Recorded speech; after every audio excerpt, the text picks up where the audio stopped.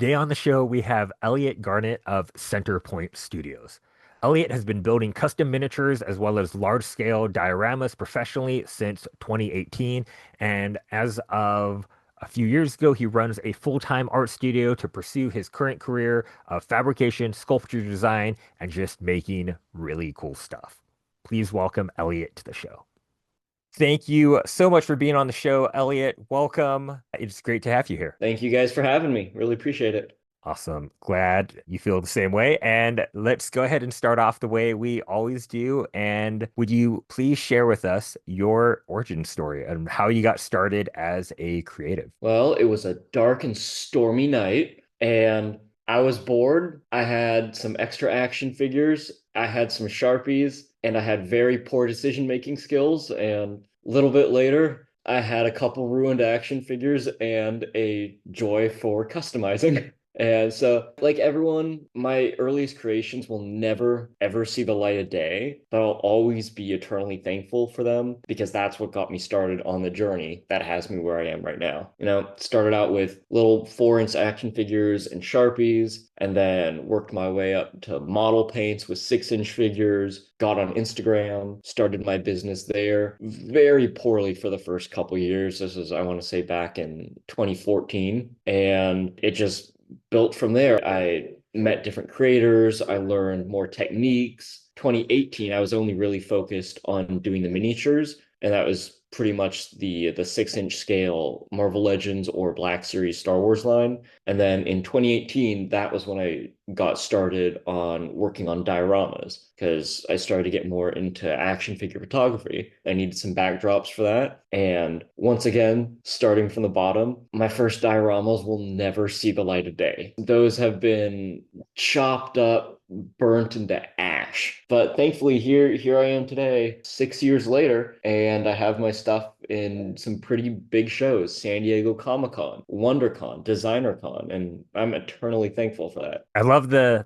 opening, by the way. I'd love to hear a little bit more about some of kind of that early inspirational process. You were bored, you decided to start just messing around with Sharpies and customizing things. Were you always a collector? Yeah, ever since 2005, like right around the end of when the prequels originally came out in theaters, that was when, because I'm the youngest of three, so my two older siblings were the ones that got me into Star Wars. So I played with their stuff and they didn't like that. They begged my mom to buy me my own stuff, and then around 2005, 2006, that's really when my own collection started up. And then that really took off when the 2008 Clone Wars series dropped, and then that was when I started getting into actual customizing with the Sharpies because I wanted to give my clone troopers battle damage. So I went at them with the Sharpie, and then like a week later, that Sharpie, the black Sharpie, turned purple on the plastic, and then that absolutely ruined them. And then a little bit down the line, that's when I started to actually learn to use paints, but I was using like Americana Michaels paint, like the cheap hobby paint. That was before I started getting into the actual acrylic model paint. It's a rough journey, but we all have to do it. We all start off rough. Curious because I'm giggling my head off over here. You mark and then it turns purple, and you're like, okay, Michaels,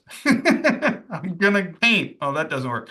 Did you just constantly try and fail to find it? How did you finally start getting to the point of, oh, this is the right way, not the Sharpies? The progression was Sharpies, Americana paint, like the deco art kind of paint. Then I moved on to, do you remember the Testors paint brand before they went out of business? They have acrylic and enamel-based paint. And the last paint that I bought before I actually got online and started working with other creators around like 2013, 2014 was the Testors enamel paint. That was the last mistake of paint that I made before I actually started learning from other people. And that stuff, it did not dry because it was enamel, and it did not work on the specific plastic that Hasbro uses, and it just stayed sticky and tacky, and I had no idea what I was doing. So then I went back to the Americana paint for a while, and it wasn't until I got online and started talking with other people who kind of do what I do. That's a decent brand,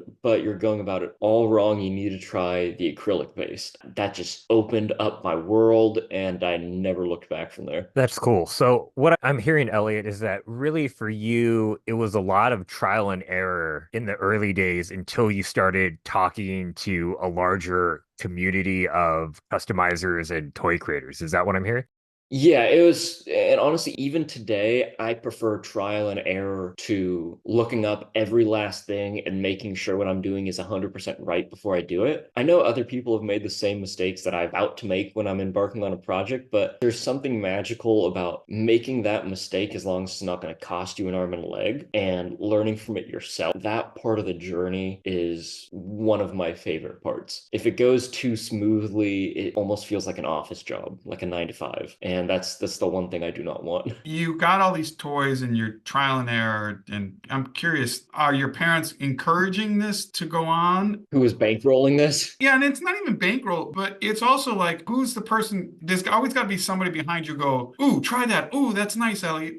What's the encouragement to keep going? Honestly, it was 90% just me. As a kid, like I had friends and everything, but I really preferred to keep to myself. I'd much prefer, like in my high school days, I much preferred an evening in with my dog, some hot chocolate, and a good movie to going out like partying and drinking with people, you know?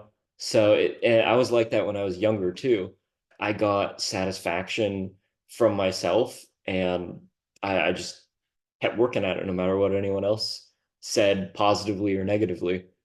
I think a lot of creatives can definitely relate to the preferring to stay in and just The watch a movie and paint introvertness. and stuff. Yeah, the introvertness. But I think your ability to just push on, even if there isn't that external support for your hobby and what eventually became your craft, where did that come from? Do you have any clue like what kept you going through just through it all? Just honestly, the love of the art. Just wanting to keep trying new things. My last iteration of XYZ was almost there, but just not perfect enough. That is all the drive that I need to keep going. I do this as a business full time. This is what is paying 100% of my bills. So I'm always remaking things for batches online on Instagram. And I have some really dedicated customers that have bought probably half a dozen of the same exact head sculpt, but different iterations. Like maybe I changed the paint work for the eyes on iteration two, and then I changed the brow, and then I changed the hairline. And each one of those gets closer and closer to the end result that I was originally picturing in my head when I had started working on that project. And there are some dedicated people out there that have the entire like monkey to human evolution chart of my different custom products. So you can really see the evolution of them that way. And that kind of evolution is what keeps me going on any given project, big or small, chasing of perfection, I guess. Like your Moff Gideons. Oh my God, yeah, that was, you know, I don't agree with the wording that some people used on my earlier versions, but I agree with the sentiment. Some of them did not look good. The eyes just weren't it. I had one where the face was almost circular. You know how Giancarlo kind of has the elongated head, and the one that I had, it was like I want to say like my second or third iteration, just looked like a bowling ball with hair and a mustache. Love seeing on your Instagram, you can see like the version one, version six that you'll post sometimes and kind of show that evolution. And you mentioned that you're doing this full time, which is the dream of a lot of creators is to be able to, dive into their love full time. What do you think is the hardest part about doing this as a business? You can sink or swim on your own. That's the best and the worst part about it. It is all down to you. Granted, I mean, you also have keeping up with the trends and all that when you're working around one specific IP. Like I obviously you can see I mainly do Star Wars stuff, so I try and keep up on all of that kind of IP, what's the newest show that's coming out. But at the end of the day, it's up to me to keep up with that. I don't have a team of investigators seeing what's the hottest new character. I'm doing all that. I'm doing all the printing, painting, diorama building, packaging, shipping. I can sink or swim depending on how hard I work. And that's like that's the thing that I think keeps a lot of people from breaking into this full time is that they dip their toe in, but maybe it feels like it'll be too much and they decide to take the safe path, but you have to jump in, cannonball. Can totally agree with that. So, as someone who's starting his own business and doing this full time, with anything in life, there's negative days and positive days. What keeps you motivated? What keeps you, rolling up the sleeves, jumping in the studio and going screw it and just going right at it? Other than the fact that I'd most likely be homeless if I didn't. Money is the No, number one factor. Yes, that's true. yeah, other than the money, I'd say I try not to think about it too much because that's when the burnout hits. But no, it's just deciding to do it. That's the best way I can describe it. You just have you have to do it. So you just have to do it. And you can do things like I switch up my projects so I'm not working on the same thing over and over so it doesn't get monotonous. Like those kind of things definitely help stave off the burnout and all the fun stuff that comes with being a one man business. But other than those little tricks and tips, it just comes down to whether or not you feel like working. You just have to walk into the studio and find one thing that day to be excited about, and then just use that to push through. And that's on the days where you don't actively feel like working. 7 out of 10 days when I walk in my studio, I am more than excited to work on whatever I put down the night before. Like there are some times, especially before conventions, like I was up probably 1, 2 a.m. 4 nights a week, putting the finishing touches on the diner. And guess what? It's still not done. The entirety, the flooring of the kitchen, one of the walls that's hidden for the kitchen in the back, those all still need doing. There needs to be airbrushing around some panels and all that, but people don't see what you didn't do. They only see what's there. And as soon as I learned that, things got a lot easier. Wise words, my friend. How do you think about marketing? Because I think that's one thing maybe for a lot of artists who do show up in terms of their craft all the time, but then they're unable to turn that into the business side. And I'd love to hear Yeah, kind of your thoughts on whether it's finding customers, building fans. How do you kind of wrap your head I'll around let you know that when I side? figure that out. So, like honestly, I started out by just making what I loved, and thankfully enough that was enough of a draw to people. It was current enough that people flocked in and they actually purchased. And then from there, I built up a customer loyalty base. But the biggest thing, and this goes for IP based business, not people who are doing everything from scratch, like character design and backstory and all that. I would have no idea how to market some of the stuff that I saw at DesignerCon, which was amazing, by the way. Like everything there, the vast differentness from one booth to another was just astounding. I don't know how they do it. But for me personally, I just have to keep up on like kind of keep a finger on the pulse of the fandom And for instance, when the Ahsoka series was airing, I did multiple batches of Balin Skull and Shin Hati kits, which came with basically everything that you needed, a fully painted head, all of their armor, extra hands, their lightsabers, all that. Basically, you could build your own character. All that you needed was like a Kylo Ren base, and then that was it. You could make your own figure for like $100. So it's number one, playing to whatever the fan base is gravitating towards, then staying constant online. Like I know some creators that somehow post both on their stories and their actual Instagram once or twice a month, and they make a killing. Like one of my friends, his name is Jax, Plastic Action on Instagram. I don't know if you guys ever heard of him, but he barely ever posts on there, and he gets these amazing deals with companies where he shoots for, I know he did one for like the NBA. I think he does stuff with Hasbro a lot.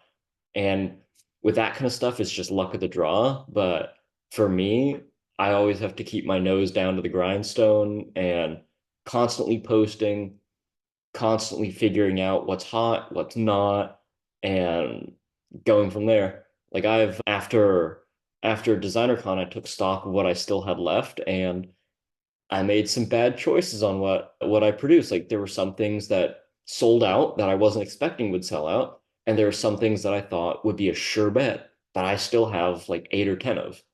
So with selling in person, it's a lot more risky because you have to have the product there versus selling online. You can do pre-orders and just choose not to start production until you have X amount of deposits so people are locked in. So it's just figuring out all those nice little intricacies of the business model because everyone's different. Everyone will run a shop different. So it's figuring out what works best for you and your workflow, I guess, at the end of the day. So, like with any business, because that's what I do for a living, business. uh, there's a lot of it is like know your customer, understand your customer, and you have this loyal fan base. Do you take a lot of input from them? Do you get feelings back from them? Oh Is yeah. conversations, and what are they like? Yeah. Every so often when I feel a little bit of a dip coming in, that's the best way I can explain it, when I just feel like people aren't buying as much. And sometimes even before then, to get ahead of the curve, I do story polls on Instagram. So I ask people what batch that they want next, or I put up like a open, I'm forgetting what it's called. It's not a poll on Instagram, but where people can just write whatever they want. That I put one of those up, and people can just throw in whatever suggestions they want for either a head batch, a kit batch, whatever, and then whatever I personally like or whatever I feel would do the best, then I take those and I throw those up on a poll, and then I have people vote from there.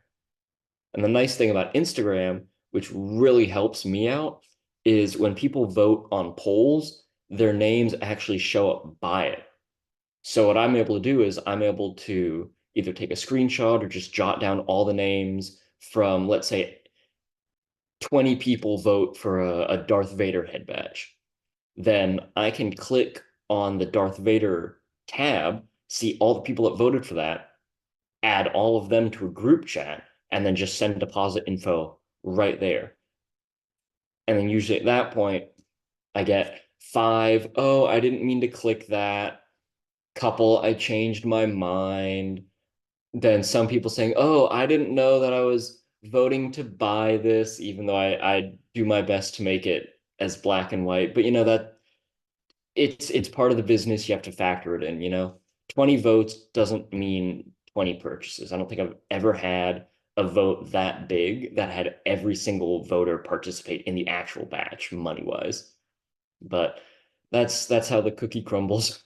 I mean, it sound like I think that's going to be with anything whenever, there's classic marketing stories of like whenever you want someone to buy, ask for advice, and then whenever you need advice, ask someone to buy, and they're always like, "Oh, I think you should change this and this." And I think, like whenever you're doing that large customer data, it's always about, well, are they actually going to buy or are they just kind of interested and they like one over the other?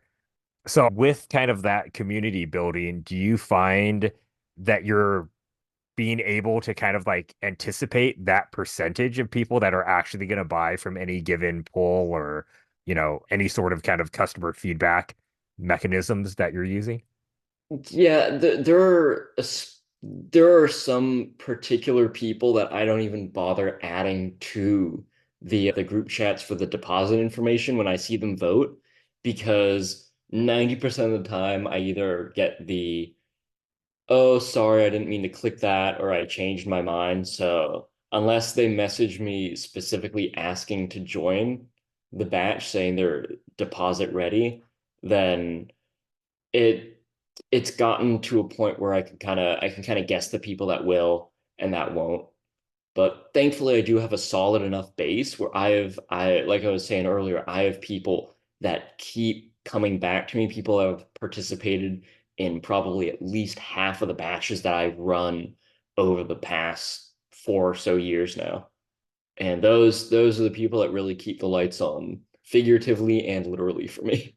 What I find interesting about this, Elliot, as a fellow creative introvert, that this Instagram tool and the way you're doing stuff still allows you to have this, the only word I can think of is intimate conversation with your fan base, right? It sounds like this tool has really allowed you to find your fan base, a community, and everything else to build this business around. Is that a fair statement to make? I would not be able to do what I'm doing at this scale, let alone probably at all, if it wasn't for Instagram. Like it is hands down the perfect medium. I wouldn't be able to sell on Twitter, Facebook. Well, I mean, maybe Facebook, but I hate Facebook. That's for old people. I hate the UI that they have. It is not seller friendly. With Instagram, you have my entire portfolio right at your fingertips, and you can just scroll on through that. Like that, my stuff is very visual based, so Instagram is perfect for selling. Just follow up on it because I find this interesting. You keep saying like, which I'm jealous of, to be honest. You have this fan base that keep coming and keep coming. Are you able to use the Instagram to find people outside that base? Do those hardcore fans of yours use your Instagram to find people out? How are you able to spread your network, your audience? Yeah. I would honestly say it's digital word of mouth. That's how I get the majority of my business, of people that aren't actively following me, engaging with all my posts, buying my stuff already. Like you're talking about the newcomers. That's how I get a lot of that. So let's say someone that follows me, that's been a loyal follower for a while, buys one of my things. They have a decent amount of followers. They do some photos of it, they throw it up, they tag me, say they bought it from me. Then you get some other interested parties, because we have a significant audience overlap. So they have people that are interested in the same thing but aren't already following me. Those people see that and think, huh, that's not entirely terrible. I think I want to buy one of those. And then they come to me, and then that's how a lot of it works. I think what you're describing, Elliot, that digital word of mouth is really how most creatives kind of grow their brand. Looking back to when you were first getting started, is there any sort of kind of strategy or advice that you would give people who are just getting started now? Because, like especially at a certain point, you have that fan base that keeps things going and can keep growing the fan base by sharing what they bought. How did you like take us back to those early days and how would you think about getting started if you had to do it all over again? If I was starting now, like starting off scratch from now, and I had to give myself advice for that, I'd say you're screwed. No, think so. When I started out back in 2014 online, thankfully, the online algorithms and everything were so much more creator friendly. I managed to get into that gap and garner a large enough audience that I was able to build it up over time. Even though I lost my last account that had like 15,000 followers, I had to start all over fresh in it was 2018, maybe. It was still fairly user friendly. Nowadays, even though so it's a double-edged sword because nowadays the community is giant, numerous people everywhere. Market is saturated in a good way, but it's harder to get started on a numbers level. Like it's hard to build up your account from zero to I think I'm at like 9,000 now or something like that. It's hard to get to that level because of the saturation. So it's all about finding your niche. I'd say that's the biggest thing, both if I was getting into it like when I was getting into it originally back in the early 2010s versus now, I would probably give that advice to both of us. Work the algorithm and find your niche because that's where the money is. Find loyal people and suck their paycheck dry in the nicest way possible. Take all of their money. I'm laughing at your statement. I'm laughing even harder on the internal thing because that's so true in any business. Do you fight the giant, the 300K followers? How do you fight them? Well, I get 9,000 followers, but I get 9,000 dedicated followers, and I'll probably do better than you actually might do better than the 30K followers. When I had my account with like it was like 15 or 16,000 followers, I was getting less like interactions, likes, comments than I am right now because a lot of them were either old accounts that weren't in use anymore, or they were ghost followers, they were bots. So I at that point I probably had half that amount in actual followers, if that. And now, ebbs and flows, that's the internet for you. But nowadays, I do have a more consistent follower base, which I'm really thankful for. You've talked a lot about you growing your business online. I know you've done, you mentioned DesignerCon, WonderCon, SDCC. Are you doing a lot of in-person shows to kind of grow your audience, or are they more of a selling event? Is it a marketing event? Is it both? Do you do it because it's fun? And do you do a lot of conventions throughout the year, or do you mainly focus around these larger shows? Honestly, I'd say it's a little bit of all the above for the reasons why I do it. Always do sell at whatever convention that I'm attending. My rule of thumb is if I can break even on the booth and make business connections, whether it's like professional connections with other creators or business connections with future buyers or something like that, if I can meet those two criteria, I'll count that as a success for a convention. And thankfully, every single one that I've worked so far has been a success. And I mainly do the larger ones, but I actually have started doing some smaller conventions this year. There's a local one that comes around every year, and they actually do various different shows, different cities around the country. They're called Maker Fair. They're free to get a booth, and it's only 150 to actually sell at the shows. If you guys are interested in doing smaller conventions, I definitely recommend it. I had a blast. It was, I want to say, late October of this year, and it'll be probably around the same time next year. But yeah, I've been getting into doing some smaller shows that are thankfully a lot easier on the wallet. But the big shows are definitely the cornerstone of my year. Like I focus on three or four each year to really nose down to the grindstone and work on them because not only am I trying to do make connections for this side of my business, but I'm also doing the shows primarily up in LA and like big San Diego Comic-Con because I've been working on a career in production design, stuff like miniatures and stop motion studios, like that kind of stuff.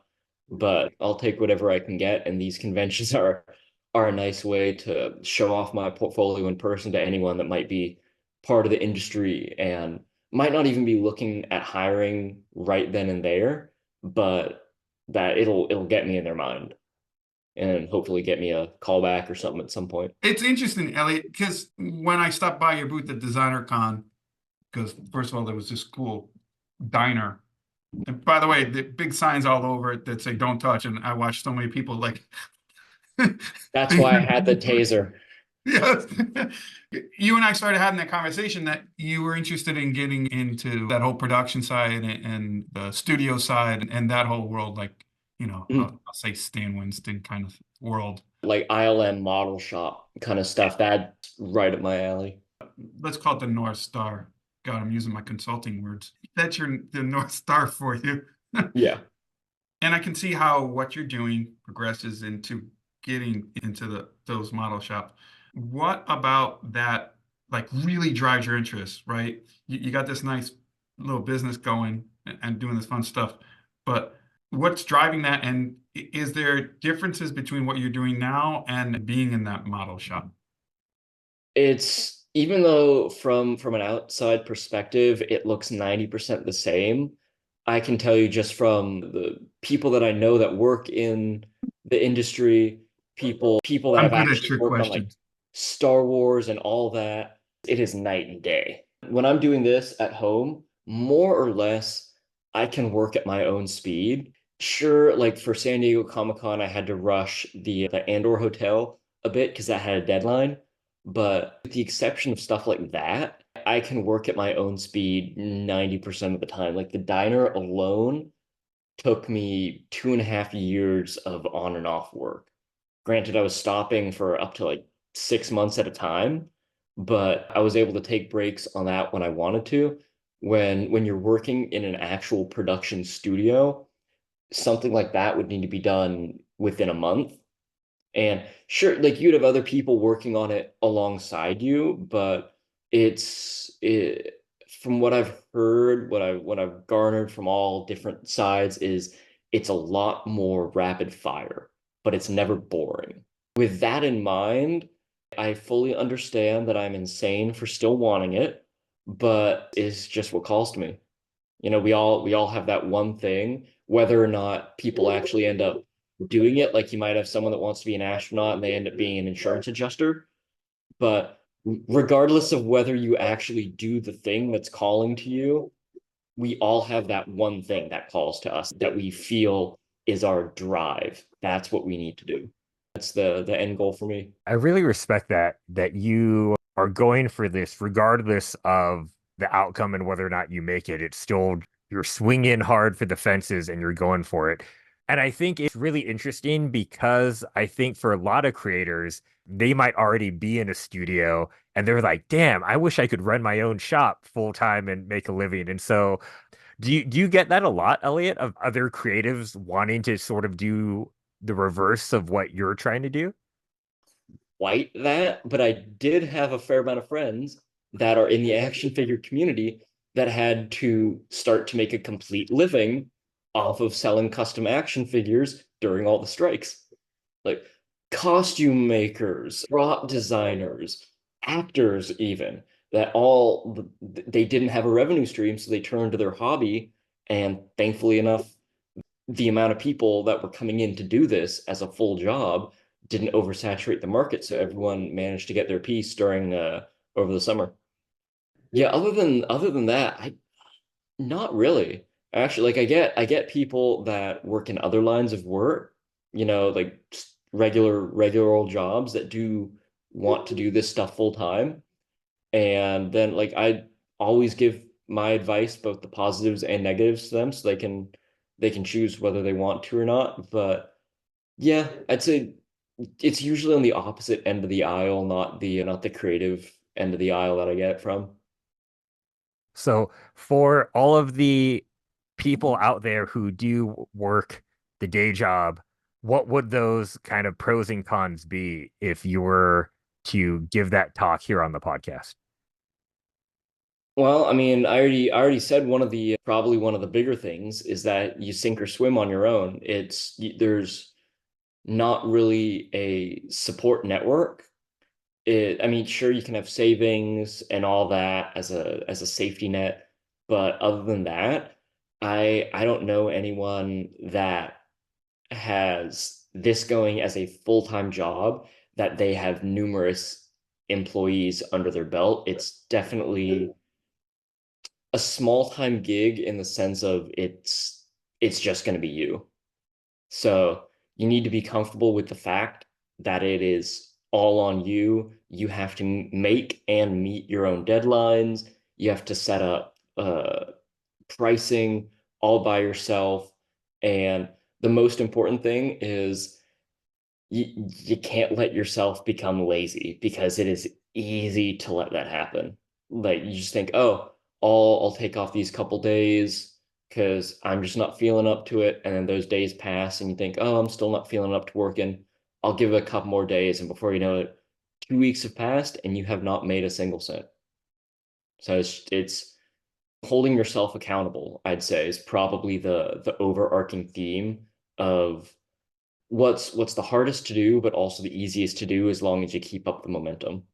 That's the best advice, Elliot. I got to tell the story. When I worked at a music company, there was a guy who was on our team, was the laziest guy to this day, and this is 30 plus years ago, I've ever worked with and everything else. And he was a miserable SOB. And he was like, that's it. And he quit one day because he was going to go start his own business. And the Wonder how boss, that worked. yeah, the boss was like, you're the laziest person I've ever hired, and you think you're going to start your own business, you're going to fail. He's like, go ahead and quit, but I'm telling you, you don't, if you think this is hard, running your own business is your life. Yeah. It's no 9 to 5 anymore. It's 9 to 9. When you're doing this, there's parts of the business that you love, and then there's a parts of the business you have to do. I'm interested, what's your love and what's the thing that you have to do? It depends on the day. Oh, I love that answer. No, uh, if there's one thing that I had to say that I like do not like, no matter if I'm in a super burnt out mood or I'm up on cloud nine, it's shipping day. Printing out the labels, wrapping everything on bubble wrap, getting into the package, getting all the labels taped on because I don't trust the sticky back label printers. It's not sticky enough for me. I'd rather just completely tape the labels on. It takes more time, but I know everything's gonna get there. But it's just countless steps that each time I have to do at least a dozen times because I'm not doing one-off projects a lot of the time. I'm doing 12, 16, 18 of one singular item that individual people are buying. So all of those are packed and labeled individually for shipping. And that's all done by me. So if there's one thing that I had to say I significantly hate without a doubt, it's shipping day. But on the creative side, it's anything, and it ties back into shipping day. It's anything that requires monotony, making 200 of this exact same cut.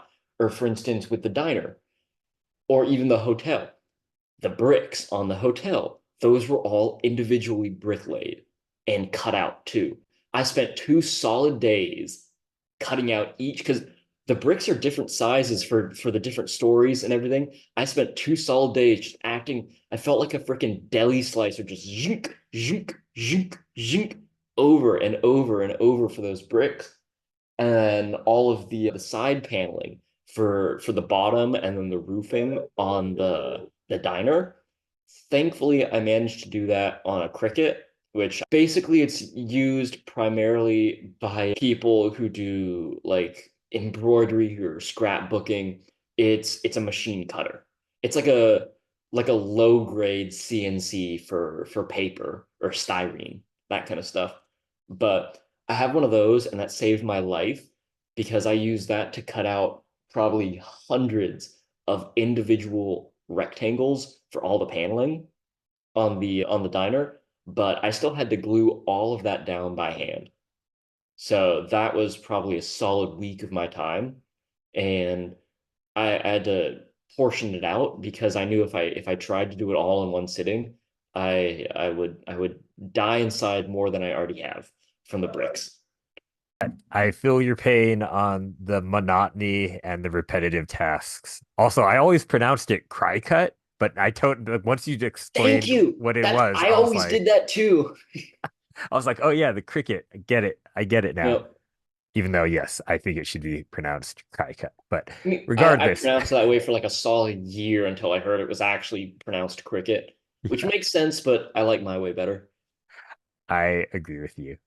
So this has been such a fascinating conversation because I feel like your drive and your personal accountability is so admirable that I think a lot of creatives can gain a lot of hearing more of this business end of like the process. Because I think a lot of people who aren't creatives or who haven't tried starting their own business are very much like, oh yeah, you just like paint the stuff or you sculpt the stuff or you make the stuff and then you sell it and it's great. And there's the reality of the shipping and the amount of time you spend doing marketing and customer research and engaging with your All base the and unseen work.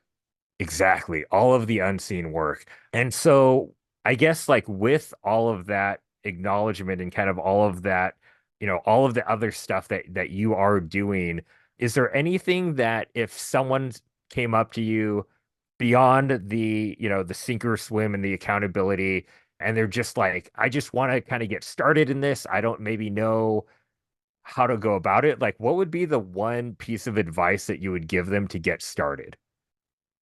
Don't be afraid to fail. As Adam Savage always says, failure is always an option. And you're not gonna do great 100% of the time, especially when you're starting out, and you need to be comfortable with that fact. It's just like when I first started out with all those Sharpies, if I had seen that product, that subpar product, wasn't happy with it and decided, I guess this just isn't for me, none of this, I wouldn't be, I'd probably still be at my last job working with dogs right now. Granted, it's not the worst job in the world by far, but I enjoy this a lot more. And I wouldn't be here if I didn't have that kind of perseverance. I kept the end goal in sight, and I accepted that, especially towards the beginning, there are things that I'm going to try that are not going to work out. And there are some things that I might try that don't work out and that will never work out no matter how hard that I try. And you need to be comfortable with failure if you're gunning for success. You know, you have to have both ends of the spectrum in mind, or else you're probably going to fail altogether. That's a beautiful statement. And I love the fact that you quoted Adam Savage because the little bit I've met you, you remind me of an Adam Savage. Because on that One of show, the like best one compliments I've ever gotten. yeah, there's a famous jailbreak episode. And the best part of that episode is the other guy was like, yeah, Adam's just gonna tie everything until he fails or succeeds. And he's like, and I'm doing this logically. And you went to Adam and goes, he drives me nuts. He hasn't even started yet. He's going over there pieces of paper, figuring it all out. So, but my question is, you're working in an industry that fascinates me, and I ask this of all of our guests. Who's your inspirations? Who inspires you? Who do you look up to? Well, starting on the inside of the industry, one of the top ones for me would have to be Phil Tippett. Oh yeah. Yep, there we go. I'm glad that you know him. But let's see. Phil Tippett, Adam Savage, obviously, pretty much all of the ILM alums, like Fawn Davis, all those guys have been, whether I know it or not, like their specific contributions to all the movies that I've watched, all of them have made a big impact on my life when I was younger. And whether big or small, are a reason that I am here where I am today, working towards the career that I'm working towards. But I'd say a lot of them are probably my biggest driving forces, because I'm a huge practical effects person. I will love practical effects infinitely more than even the most well done CGI. You're getting two people over here cheering and screaming, going, hell yeah. Yes. And it's the perfect time to get into the industry with, AI taking over everything. I am fully aware, and I'm still gunning for it. I don't care. As a guy who came from that industry, they will never get rid of physical effects ever. No, They I still, know. thankfully, practical effects will always, well, not always, but a lot of the times are the cheaper option, especially for smaller productions. It's the happy accidents too on the big ones.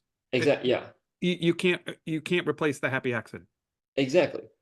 No, that's where some of the best things have come about. And even though companies like, the mouse one, not to name any names, but the mouse one, have really started overusing stuff like CGI, the volume, to the point where I don't know if it was you I was talking to, maybe it was. Do you remember how I described Thor Love and Thunder? I No. described it as it looked like a car commercial. Yes, yes, yes, yes, Yeah, yes, there yes, we go. yes. It was flat, and even though it had brilliant colors, it still felt just colorless and lifeless because they constantly they overused the volume and they overused CGI. Like even I'm pretty sure the gold mask that Thor had for a little bit in that movie, it wasn't practically built at all. It was just CGI'd over his face. The shadowing was horrible on it. Not to disparage the CGI artists because they are artists. They're overworked by the studios into pushing out subpar projects. Isn't it funny when you start working in this world? Like my friends used to hate. I had a girlfriend who hated going to movies with me Oh, because my of these friends people. already hate it because Yes, I'm yes. like I so I'm proud of this fact that I managed to secretly bring all of my friends to the movie theater to see the extended edition of Return of the King on my birthday this year. It came out in theaters again for its 20th anniversary, one day only, April 13th, my birthday. And I told them like, "Hey guys, we're gonna go to the movies for my birthday." And they're like, "Oh, that sounds fun." 5 hours later, we're still watching the 19th fake out ending of that movie. And I'm just leaning over to them going, they use forced perspective for that shot, right? Mad props to my friends for not just smothering me in my popcorn. They put up with me and I thank them for that. That is an epic story to bait your friends to say, "Oh, we're just going to the movies," and Yeah, it's I the knew they weren't gonna extended go for cut. that. And that is such an epically long film. I loved it. Elliot, this has been a total blast. Thank you for all of your time. Where can other people find you if they want to learn more and see all of the amount of creativity and tedium that goes into some of your epic dioramas and modifications and customs? Well, as of right now, I'm really only operating off of Instagram, but my Instagram handle is CenterPoint Studios with no spaces or underscores, just CenterPoint Studios. And on there, I have at this point, I think about 800 posts, all either finished products as well as for the Andor Hotel and Dex's Diner, numerous reels of these projects being built from the ground up. Just have to scroll back far enough to find them, but there's definitely a little bit of everything in there for the creatives. I got to do something special for the 1,000th post. Maybe I'll build a 1/6 scale version of the diner. God, no, So, I wouldn't be able to fit that. I just started unpacking all of my stuff from my car today from DesignerCon, and oh my God, I forgot how much of my work table. So I have an 8 foot by 4 foot work table that I custom built from scratch because I could not find a big enough work table just online to buy. And I'm gonna need to build an add-on or something at some point because the dino takes up over half of the top space. It is no, and I don't even ask me what I'm gonna do when I end up making the move up to LA next year. It is not gonna be pretty. I'm gonna be sleeping on top of that thing. could be worse. How we always like to end the show is we always like to give our guests any final words, thoughts, anything you'd like to say. And it's been a pleasure to talk to you, my friend. Don't buy crypto. I'm not gonna be like I think like Leo DiCaprio, whoever it was, who sold out a couple years ago when Bitcoin and all that started to become really big, and they started doing all those the crypto commercials and stuff, and a bunch of celebrities sold out and did it, and then a bunch of people got ripped off by all those companies. So now I'll stand true. Cash is king.